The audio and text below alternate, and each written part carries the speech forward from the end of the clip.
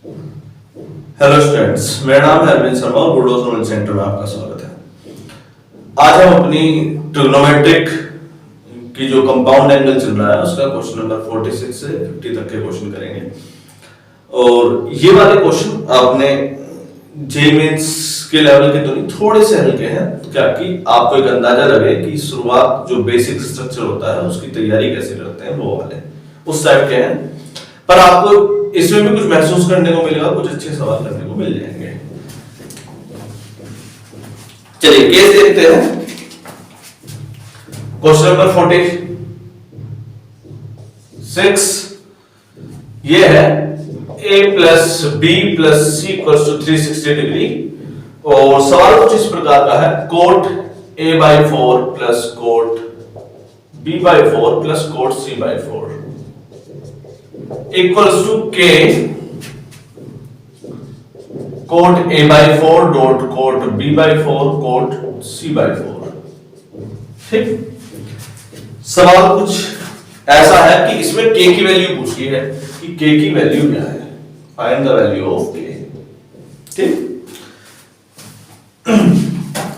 आज थोड़ा सा बुखार सा था हल्का सा, और क्योंकि ठंड भी है तो इसी वजह से जर्सी पहन के आनी पड़ी है। नेक्स्ट 1-2 क्लास दिन में शायद बुखार उतर जाएगा तो फिर ये जर्सी भी उतर जाएगी। ठीक, चलिए सवाल देखते हैं। Cot a/4 plus cot b/4 cot c/4 और इक्वल्स टू दिस टर्म दी गई है और आपके लिए एक एंगल दिया गया है a plus b plus c equals to 360 degree. Case दिखने में सिंपल लग रहा है, एक्चुअली उतना सिंपल है भी नहीं, और अच्छा केस इसमें से तैयार हो सकता है। एक्चुअली जब ऐसा केस तैयार होता है तो वो किसी और दूसरे केस के साथ कंबाइंड होकर के तैयार होता है और उस केस को डिफिकल्ट बनाता है। देखो डायरेक्टली कोई रिलेशन यहां पर मुझे आता हुआ नजर नहीं आ रहा कोट 360 से, लेकिन क्योंकि नीचे 4 है, नीचे क्या है 4, तो आप जानते हैं अगर मैं 360 का चौथा हिस्सा निकालूं, 360/4 कर दूं मैं, तो कितना आ जाएगा एंगल 90 डिग्री। कितना एंगल 90 डिग्री आ जाएगा। अगर आप cot a plus b plus c/4 निकालने की कोशिश करें, for example cot a plus b plus c/4 निकालें तो कितना आ जाएगा आपका 3 कोट 360/4 और कोट 360/4 होता है कोट 90 और कोट 90 की वैल्यू होती है 0। चलिए कम से कम आपके पास एक टर्म निकल करके आ रही है, कोट 90 की वैल्यू होती है 0।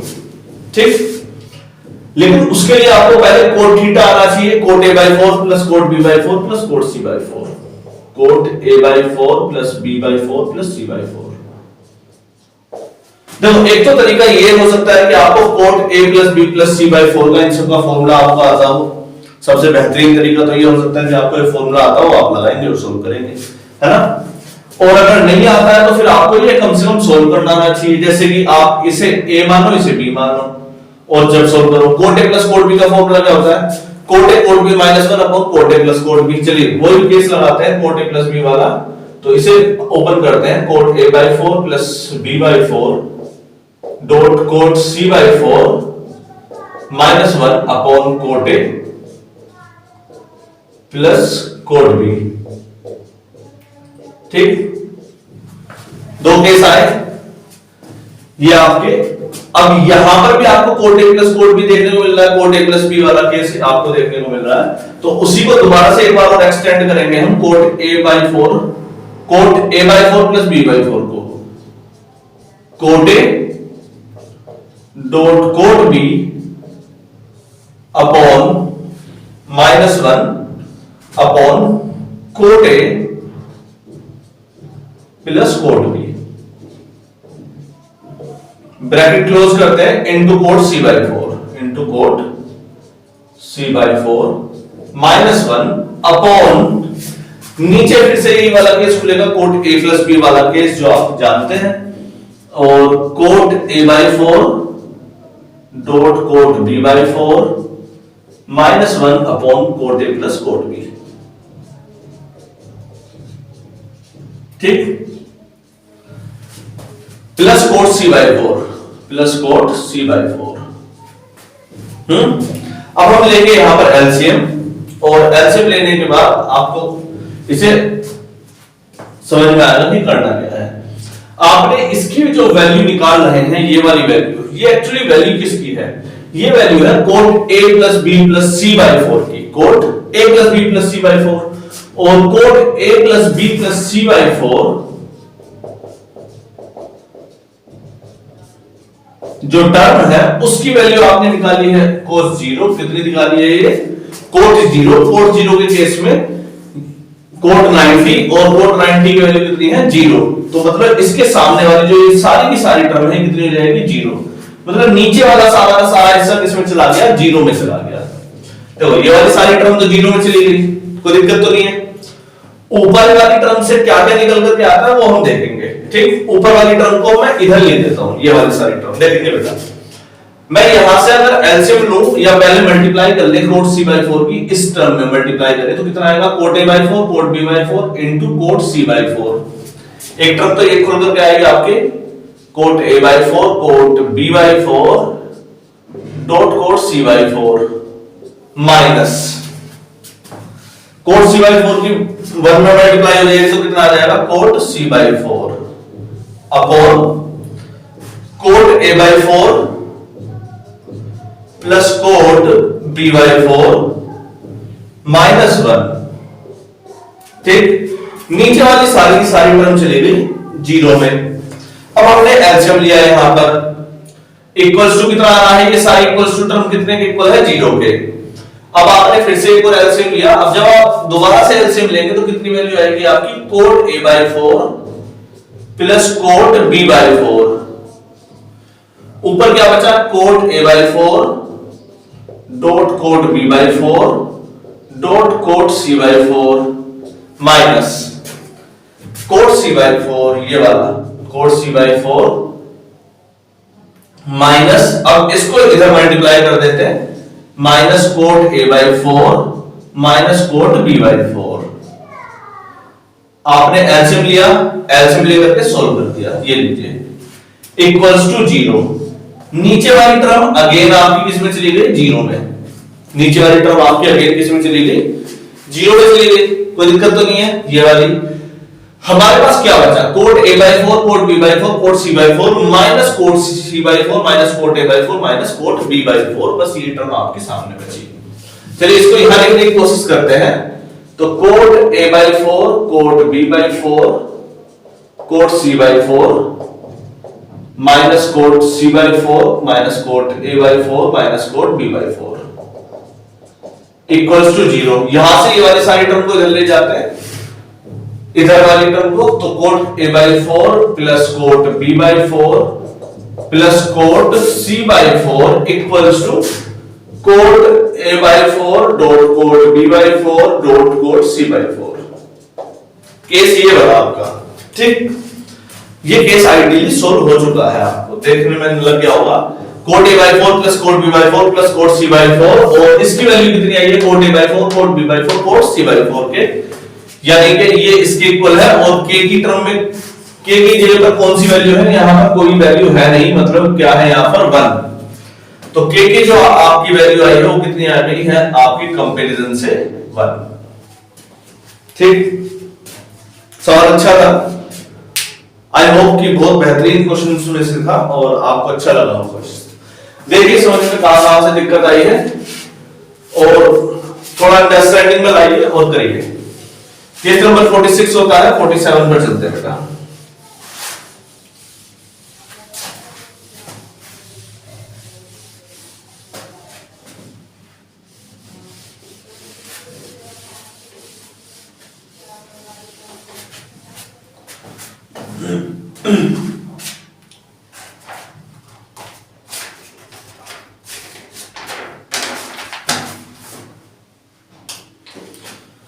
चलो एक तो इजी पीजी से केस करते हैं, जो हम बिल्कुल आसान वाले क्वेश्चन जो होते हैं, ठीक। तो देखेंगे, in a triangle ABC, in a triangle ABC A is obtuse, A is obtuse. सवाल देख लीजिएगा आराम से। Sine A equals to 3/5, sine B equals to 5/13, 5/13। आपसे पूछा है साइन सी की वैल्यू बताएं। क्या पूछा है आपसे? साइन सी की वैल्यू बता दीजिए। ये केस है आपका। ठीक, कोई ट्रायंगल है और ट्रायंगल में एक एंगल ऑब्ट्यूज दिया है, कौन सा? ए। सवाल दिखने में सिंपल लग रहा है, वैसे उतना है नहीं। वैसे साइन सी की वैल्यू पूछी है, सी की। किसी भी ट्रायंगल में तीनों एंगल का सम कितना होता है? 180 डिग्री। लगा देते हैं, चलिए। किसी भी ट्रायंगल में तीन एंगल का सम कितना होता है? 180 डिग्री।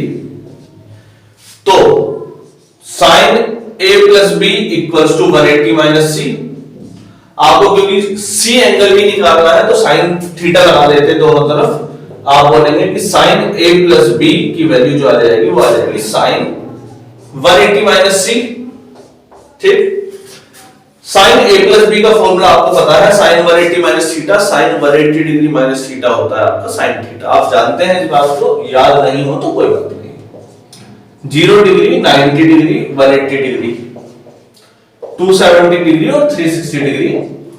180 माइनस थीटा मतलब इस वाले केस में 180 प्लस थीटा वाला ये वाला केस होता है, साइन 180 माइनस थीटा वाला सेकंड क्वाड्रेंट। ठीक, और अगर हम सेकंड क्वाड्रेंट पर चर्चा कर रहे हैं तो हम जानते हैं कि साइन थीटा और कोसेक थीटा पॉजिटिव होता है। थर्ड क्वाड्रेंट पर चर्चा करते हैं तो मतलब टेन थीटा और कोट थीटा पॉजिटिव होता है। और फोर्थ पे चर्चा करें तो कोस थीटा और सेक थीटा पॉजिटिव होता है। इतना हम जानते हैं। तो साइन 180 माइनस सी कितना हो जाएगा आपका? साइन सी, क्योंकि साइन थीटा 180 माइनस थीटा यानी कि सेकंड क्वाड्रेंट में आपका पॉजिटिव होता है। कोई कंफ्यूजन तो नहीं है? हमको साइन सी की ही वैल्यू निकालनी है, मतलब आपको इसकी वैल्यू निकालनी है actually sign A plus B की। और साइन ए प्लस बी का फॉर्मूला आप मेरे हिसाब से जानते हो, तो साइन ए कोस बी प्लस कोस ए साइन बी, कोस ए साइन बी। ठीक, हालांकि आपको इस केस में बाकी की वैल्यू निकालनी आनी चाहिए। जैसे आपको साइन ए दिया है तो आपको कोस ए भी निकालना आना चाहिए, साइन बी दिया है तो कोस बी भी निकालना आना चाहिए, टेन बी, सेक बी, कोसेक बी सब निकालने आना चाहिए। तो हम इसको निकालने के लिए पाइथागोरस थ्योरम का इस्तेमाल करेंगे। ठीक, ट्रायंगल कैसा भी हो सकता है, उस पर फिलहाल हम चर्चा नहीं कर रहे। साइन थीटा कैसा बोल रहा है? 3/5 और बेस कितना हो जाएगा इसका? 4। बेस निकालना होता है बेटा। चलिए देखेंगे, उस ट्रायंगल को ठीक से देखेंगे। साइन थीटा होता क्या है? मान लीजिए कि कोई एंगल है थीटा या एंगल है ए। ए एंगल कुछ भी हो सकता है, ये हो सकता है, ये भी हो सकता है, ये भी। हमें कुछ क्लैरिटी दी नहीं है उसने। ये बोल दिया कि साइन थीटा जो है आपका 3/5 है। और साइन थीटा के केस में उसने बोला 3/5 का मतलब perpendicular upon hypotenuse. Perpendicular upon hypotenuse वाला केस है यहां पर। ठीक, परपेंडिकुलर अगर आपका 3 है या 3x लेकर के आप कैसे सोल्व करते हैं, और हाइपोटेन्यूज 5 डायरेक्टली वैल्यू रखते नहीं है, वैसे 3x और 5x लेकर करना चाहिए। लेकिन फिर भी क्योंकि जल्दी है हमें करने की, तो इसलिए हम तीसरी साइड निकालने के लिए पाइथागोरस थ्योरम का इस्तेमाल करेंगे। हाइपोटेन्यूज माइनस बेस का स्क्वायर, परपेंडिकुलर का स्क्वायर, 25 माइनस 9 तो ये आया आपका 16 और इसको आप 4 बोलते हैं। ठीक, ये केस आपका आया समझ में। साइन थीटा बोला है इन्होंने साइन ए, तो कोस ए कितना आ जाएगा? कोस ए आ गया आपका बेस अपॉन हाइपोटेन्यूज। बेस है आपका 4 और हाइपोटेन्यूज आपका 5। ठीक, यहां पर एक चीज और ध्यान देने वाली है जो सबसे ज्यादा अच्छी है यहां पर, वो क्या है? वो है एंगल ए इज ऑब्ट्यूज। इस सवाल में बस कीमत इसी की थी, बाकी सब तो ऐसे ही था। इस एग्जाम, इस क्वेश्चन में कॉस्ट जो है वो बस इस चीज की है, एंगल ए इज ऑब्ट्यूज। बाकी सब आपका नॉर्मल केस है, बिल्कुल आसान वाला। अगर एंगल ए ऑब्ट्यूज है, ऑब्ट्यूज का मतलब क्या होता है? जो एंगल 90 डिग्री से बड़ा हो, 180 से छोटा हो, इसको ही आप ऑब्ट्यूज बोलते हैं। और 90 डिग्री से बड़ा हो, 180 से छोटा हो, मतलब कि वो केस कौन सा है? सेकंड क्वाड्रेंट में है। कौन सा?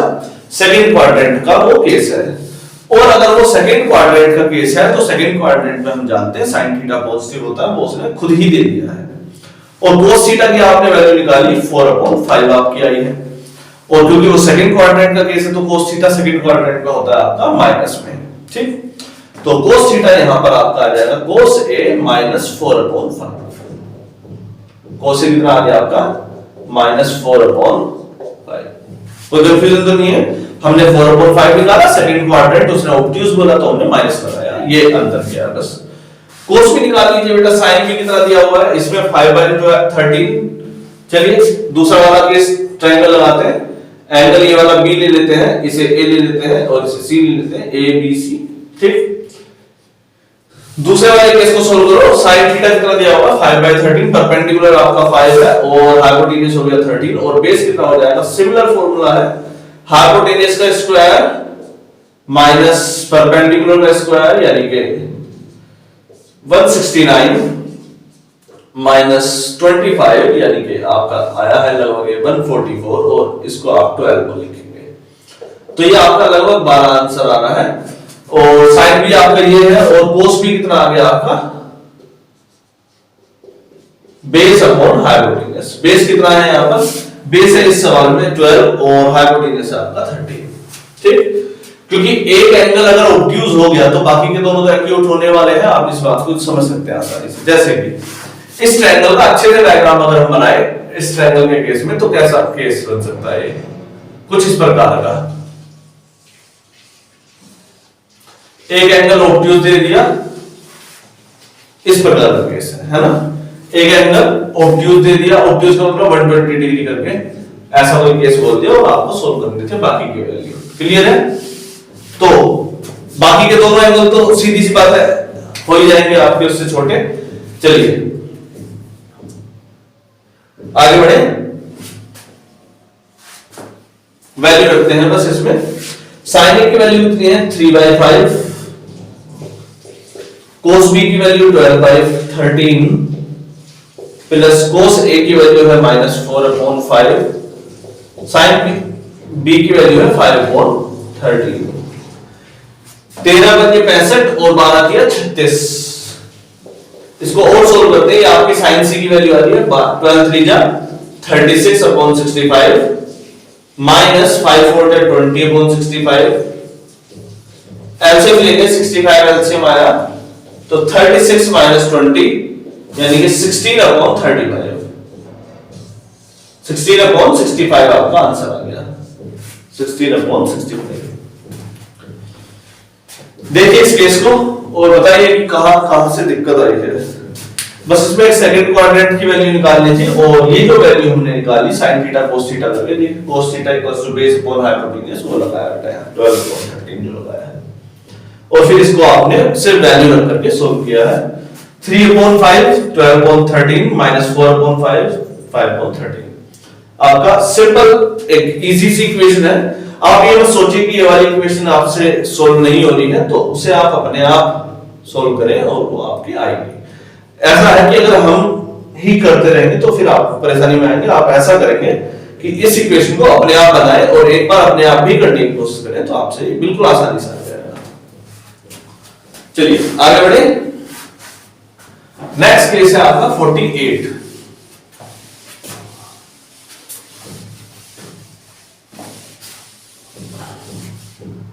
चलो इसे अभी मिटाते नहीं है, एक सवाल इसके जैसा एक और कर लेते हैं, है ना। अच्छा केस था, दोबारा ले लेते हैं एक और क्वेश्चन। आई होप कि आपको क्लैरिटी आई हो थोड़ी सी। क्वेश्चन नंबर 47 हो गया, 48 पर चलते हैं। sin a इक्वल्स टू 12/13 पहला केस। एक ले लेते हैं cos b इक्वल्स टू -3/5 और एंगल मैं ले लेता हूं, एंगल a है जो आपका 0 से π/2 तक है और एंगल b जो है वो आपका π से 3π/2 तक है। दो केस लिए हैं आपके सामने, sin a है एक cos b है। ठीक, दो एंगल दिए हैं यहां पर, एक आपका एंगल a दिया है 0 से π/2 तक, b एंगल दिया है π से लेके 3π/2 तक। ठीक, तो केस लगाते हैं। sin थीटा है आपका 12/13 तो दूसरा एंगल भी निकाल लेते हैं। आपसे सवाल क्या पूछा है इसमें, सवाल तो हमने पूरा लिखा ही नहीं मुझे पता है। क्वेश्चन क्या है, क्वेश्चन है आपका sin a प्लस b की वैल्यू बतानी है। सवाल पूरा नहीं लिखा है, सवाल लिख देते हैं sin a प्लस b की वैल्यू बतानी है। इससे इजी केस हो सकता है, बिल्कुल संभव ही नहीं है इससे इजी केस, पूरे संभव ही नहीं है। ये समझ लो। अगर कोई कह दे इससे आसान केस तो बिल्कुल बात मत मानना। साइन ए प्लस बी बताओ, तो sine A plus B, sign A cos B plus cos A sine B, ठीक। साइन ए कोस बी प्लस कोस ए साइन बी।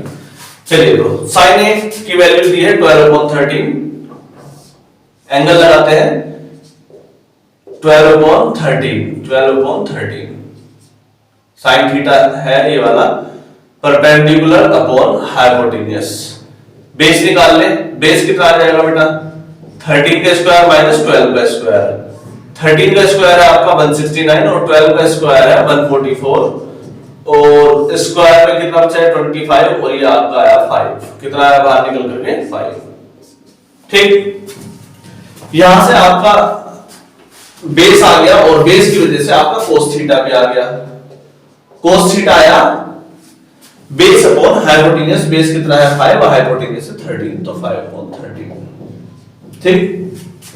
दूसरा केस ये वाला, कोस थीटा दिया हुआ है, ये बी एंगल मान लेते हैं इस बार, इन दोनों को मार्क करने की इतनी आवश्यकता नहीं है। कोस थीटा दिया है 3/5, ये ले लीजिए 3/5, हाइपोटेन्यूस कितना आ गया 4। मैं मान के चल रहा हूं कि आप इसे आसानी से निकाल लेंगे हाइपोटेन्यूस 4 कैसा आया है। अगर नहीं निकाल सकते तो कोशिश करिए, निकल जाएगा। साइन थीटा कितना आ जाएगा यहां से साइन बी, साइन थीटा होगा perpendicular upon hypotenuse, perpendicular upon hypotenuse, perpendicular है आपका 4 और हाइपोटेन्यूस है आपका 5। चलिए ये केस भी हो गया, साइन बी इक्वल्स टू 4/5। अब यहां पर आती है क्वाड्रेंट का इस्तेमाल करने की वाली, ठीक। ये दोनों ट्रायंगल का इस्तेमाल हो गया, इसे हटाते हैं। क्वाड्रेंट कौन कौन से दिए हैं? एंगल ए को देखो, एंगल ए दिया है 0 से π/2, 0 से π/2, तो 0 से π/2 ये वाला केस है, यानी कि फर्स्ट क्वाड्रेंट पर चर्चा करना चाहता है। और फर्स्ट क्वाड्रेंट में हम जानते हैं कि सभी के सभी पॉजिटिव होते हैं, तो साइन थीटा और कोस थीटा दोनों ही पॉजिटिव आ गए, साइन ए कोस ए, ठीक।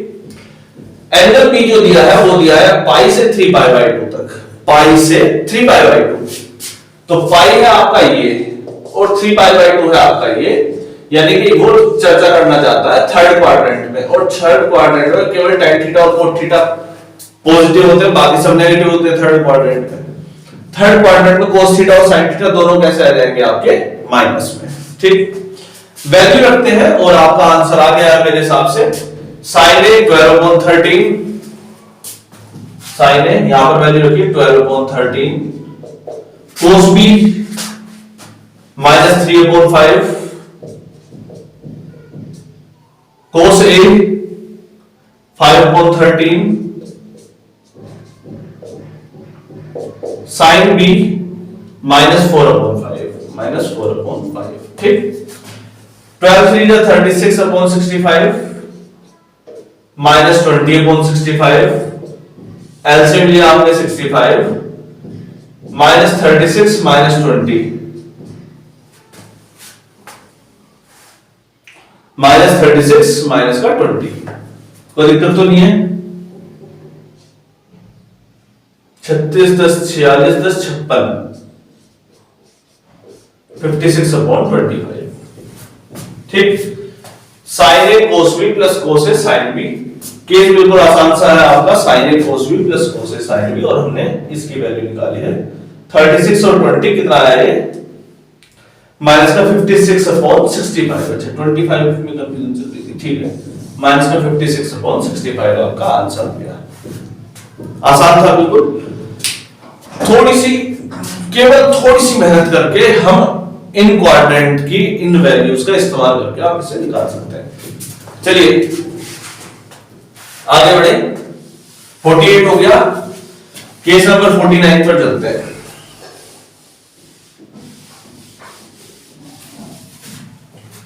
तो इस इमेज को देख रहे हैं आप, ये इमेज के बारे में हालांकि हम पहले भी डिस्कशन कर चुके हैं। यह है अंधियारे का पक्षी, क्या रात्रि का पक्षी। ये हमें समय की कीमत करना सिखाता है, क्या टाइम की कॉस्ट, ये रात्रि का पक्षी है, कुछ कुछ चमगादड़ के जैसा है, काइट काइट बोलते हैं ना चमगादड़ को, तो कुछ कुछ वैसा है। और इसके पीछे जो ये उजाला आ रहा है, वैसे तो हमारे बल्ब का, पर ये किसी और चीज को भी दिखाता है। ये कह रहा है कि रात्रि भी इसके लिए दिन के समान है, क्योंकि ये रात में काम कर सकता है। एक्चुअली ना दिन की कीमत होती है ना रात की कीमत होती है समय की। आप भी इस बात को जानते हैं ना, रात की कॉस्ट है ना दिन की कॉस्ट है। जो सही कीमत होती है, जो इस दुनिया में कीमत होती है, वो होती है समय की। और समय चाहे दिन का हो या रात का हो, समय तो समय होता है। तो हम रात को खराब क्यों माने और दिन को अच्छा क्यों माने? उजाला है इसलिए नहीं, जिसके मन में उजाला है, जिसके मस्तिष्क में उजाला है, उसके लिए 24 घंटे उजाला है। हेल्थ वाइज हम ये कह सकते हैं कि रात्रि में सोना चाहिए, आराम से नींद पूरी करनी चाहिए, ताकि कोई समस्या ना आए उसकी हेल्थ से इश्यू को लेकर के। लेकिन समय तो दोनों का ही सवाल है। लास्ट में एग्जाम का जब रिजल्ट आएगा तो कोई ये थोड़ी पूछेगा कि बेटा तूने दिन में पढ़ाई करी, रात में क्यों नहीं करी? रात में करता होता तो और अच्छी मेहनत आ जाती। तो ऐसा है स्टूडेंट लाइफ में, आप दिन में और रात में कोई फर्क ना समझे तो बेहतर है, क्योंकि अभी आपके लंग्स और हार्ट और सब कुछ मजबूत है, तो आप उतनी ज्यादा मेहनत करें, क्योंकि समय तो समय है, चाहे वो रात्रि का हो या दिन का हो। मेहनत करिए, जम के मेहनत करिए, और ऐसी मेहनत करिए कि शायद कोई ना करे, आपकी सोसाइटी में कोई ना करता हो, उस शहर में ना करता हो, पूरे देश में कोई आपकी टक्कर न ले सके। इतनी मेहनत करिए, देखना आपका आगे ही आगे होगा सिलेक्शन। चलिए नेक्स्ट केस पर चलते हैं और देखते हैं। केस नंबर है 49 और देखेंगे बेटा, इफ बोल रहा है 10b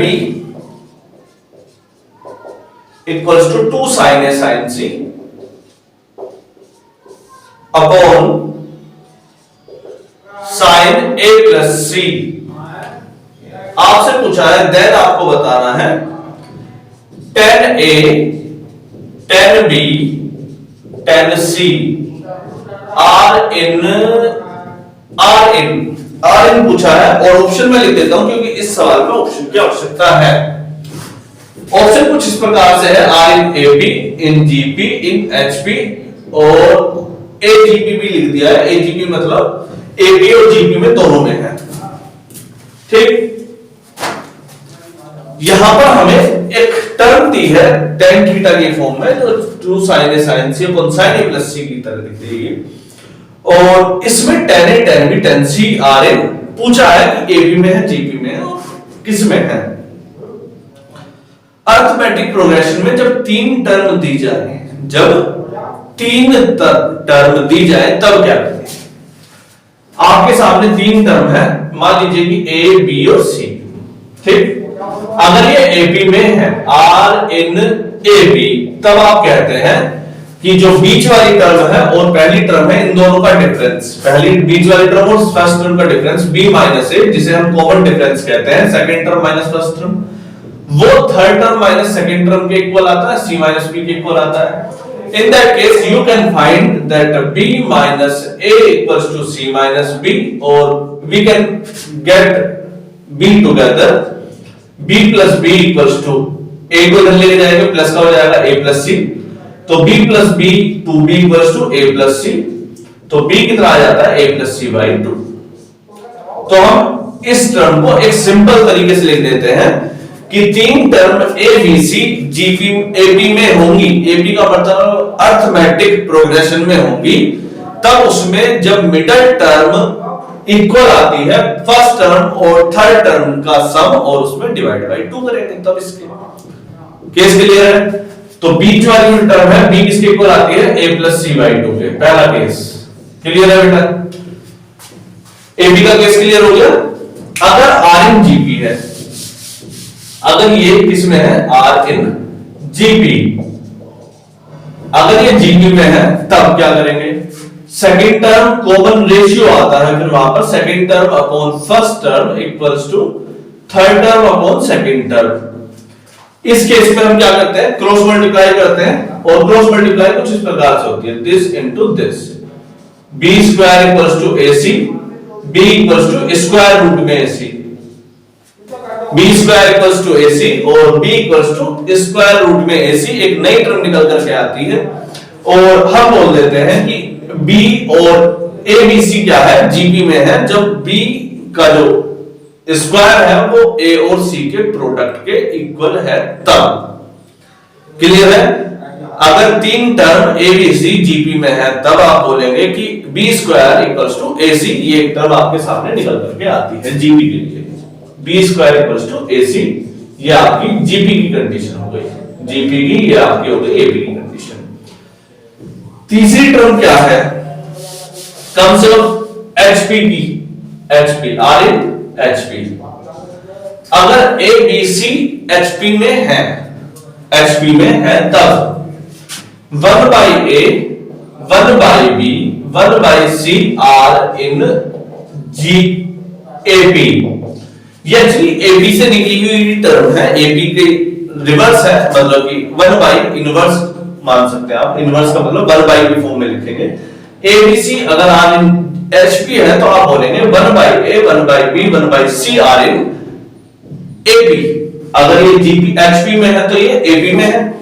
इन दैट केस आप बोलेंगे कि इन दोनों का common difference again minus A equals to 1 by C minus 1 by B 1 upon B, तो 1 by B को इधर लेके जाते हैं, 1 by B plus 1 by B equals to 1 by A plus 1 by C, यहां पर हम एलसीएम लेंगे, कितना आया 2 into एलसीएम लेने की जरूरत नहीं है, 2 into 1 by B equals to 1 by A plus 1 by C, और 2 को भी इधर ले जाइए, 1 by B equals to 1 by 2 1 by A plus 1 by C। अगर ये टर्म आपकी आ रही है, कौन सी टर्म आ रही है, 1 by B equals to 1 by 2 bracket में 1 by A plus 1 by C, तो आपका ये किस में है, HP में है। क्लियर है? तीन केस आपके सामने हमने निकाल करके दिखाए, AB, GP और HP।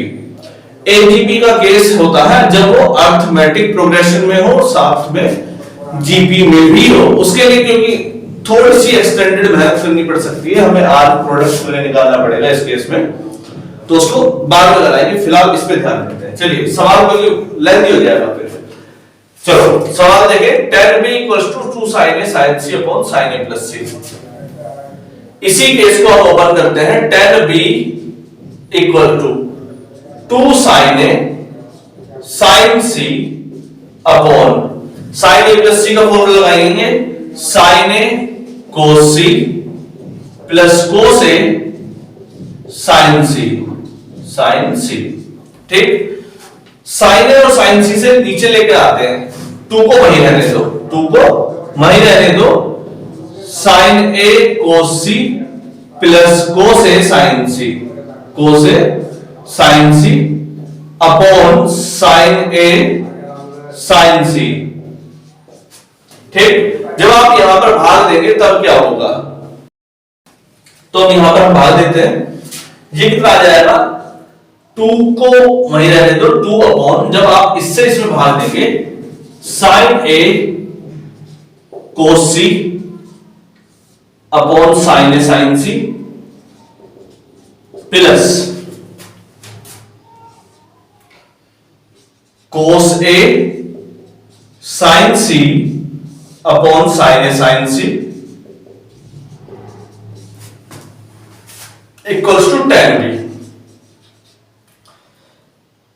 sin A से sin A कैंसिल हो गया, नीचे क्या आया, cos C upon sin C, cos C upon sin C आप जानते हैं cot C होता है, यहां पर 2 upon cos C upon sin C कितना आया, cot C plus sin C से sin C कट गया, cos A upon sin C कितना आया, cot A, cot A। Clear है? इस सब को हटाते हैं, आई होप कि आपको एक क्लैरिटी में आ गए हो।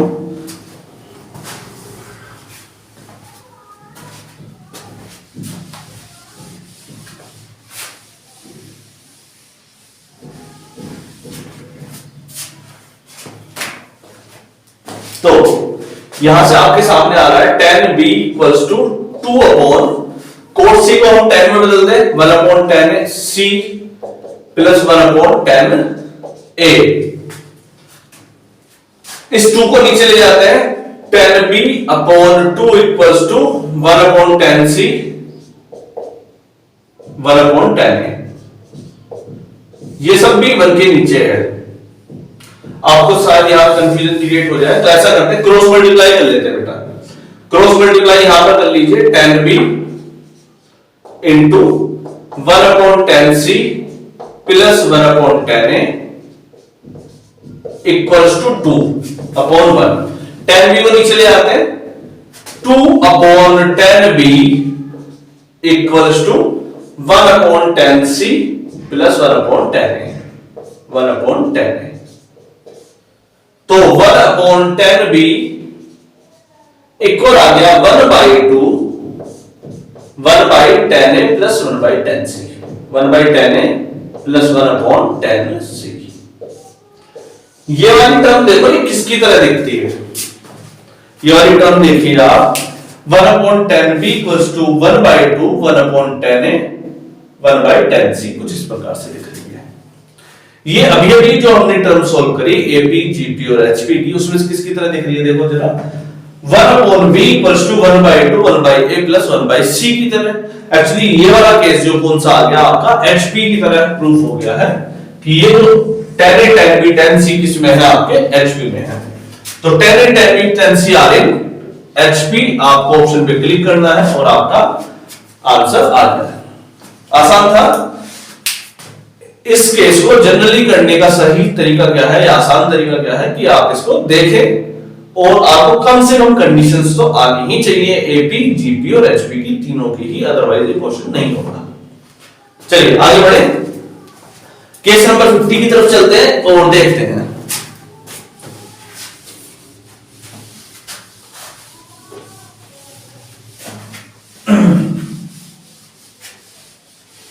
क्या बोल रहे बच्चे? क्वेश्चन थोड़ा डिफिकल्ट आ गया क्या? नहीं, डिफिकल्ट कैसे हो सकता है? चलो एक सिंपल सा क्वेश्चन लेते हैं फिर, अगर डिफिकल्ट आ गया तो।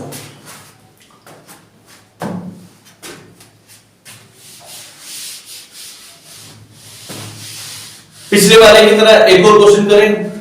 ऐसा करना, पिछले वाले क्वेश्चन का मैं दूसरा लेता हूं, वो आप होमवर्क में करें और करके दिखाइएगा और कमेंट सेक्शन में उसका आंसर लिख दीजिएगा कि वे किसमें है। ठीक, बिल्कुल सेम केस लेते हैं, कुछ भी अंतर करे बिना। ठीक, अभी जो केस कराया उसका एक एग्जांपल होमवर्क में देते हैं, कमेंट सेक्शन में आप मुझे बताएं। 10 beta equals to 2 sine alpha sine gamma into cosec alpha plus gamma. तो आपसे पूछा है cot alpha, cot beta and cot gamma are in. फिर से वही पूछा है, ऑप्शन में लिख देता हूं एपी, एचपी, जीपी या एजीपी। चलिए सवाल आपको नजर आ गया, ये आपका होमवर्क का केस है और इसे आप करेंगे और कमेंट में मुझे इसका जवाब दे दीजिएगा। ठीक है बेटा, कोई दिक्कत तो नहीं है? होमवर्क वैसे देना चाहिए मुझे लग रहा है। हाँ, हम गलत करते हैं कि होमवर्क नहीं देते। आज के बाद से क्लास में होमवर्क भी चालू करेंगे पक्का।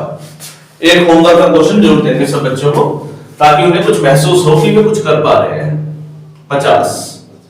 50वां क्वेश्चन अपने लिए एक इजी पीजी सा केस और आपको जो समझ में आए और आसानी से हो जाए। चलिए तो एंगल सवाल लिखते हैं, a plus B equals to 45 degree. कितना? a plus B equals to 45 degree. तो आपको बतानी है value 1 plus 10a bracket 1 plus 10b की वैल्यू बताइए। ये सवाल है आपका। ठीक है, 1 प्लस 10a और 1 प्लस 10b की वैल्यू बतानी है आपको, और दिया है a plus B equals to 45 degree. ये वाला आपका केस है। देखेंगे कैसे करें। पहले जो वैल्यू है उसको सोल्व करने की कोशिश करते हैं, मल्टीप्लाई करते हैं 1 की इसमें, 1 इंटू 10b, 1 प्लस 10b आ गया एक केस। फिर 10a की मल्टीप्लाई इसमें, फिर 10a की मल्टीप्लाई इसमें, 10a into 1 plus 10a into 10b, ठीक, तो आपके पास क्या आया 1 plus tan A tan B, 1 plus tan A plus tan B plus tan A tan B, tan A tan B। ये केस आपके सामने आया, लेकिन परेशानी ये है कि आपको इनमें से किसी की वैल्यू दी नहीं है। a प्लस बी की वैल्यू दी है, वो हम निकालते हैं। आप जानते हैं कि a प्लस बी 45 डिग्री है, दोनों तरफ tan थीटा लगाते हैं, tan a plus B equals to tan 45 degree, और tan 45 डिग्री की वैल्यू होती है 1। ठीक, इतना तो आप क्लास 9th में पढ़ के बैठे हैं। tan a प्लस 45 डिग्री की वैल्यू 1 होती है। tan a प्लस बी की value tan a plus tan b upon 1 minus tan a tan b, 1 minus tan a tan b equals to 1। Cross multiply करेंगे, tan a plus tan b की value कितनी आ गई बेटा, tan a plus tan b equals to 1 minus tan a tan b, 1 minus tan a tan b। ठीक, ये जो आपने tan a plus tan b निकाला 1 minus tan a tan b, इस वैल्यू को आप यहां पर रखेंगे इस जगह पर, तो 1 plus tan a plus tan b की वैल्यू कितनी है, 1 minus tan a dot tan b plus tan a tan b, tan a tan b। ठीक, tan a tan b से tan a tan b cut गया, 1 plus 1 कितना बच गया 2, 1 plus 1 कितना आ गया आपका 2 आ गया आपका ऑप्शन, और यही आपका आंसर भी है। कोई दिक्कत तो नहीं है? ये वाला सवाल होमवर्क में करके बता दीजिएगा जल्दी से जल्दी कमेंट सेक्शन में। चलिए आगे बढ़े।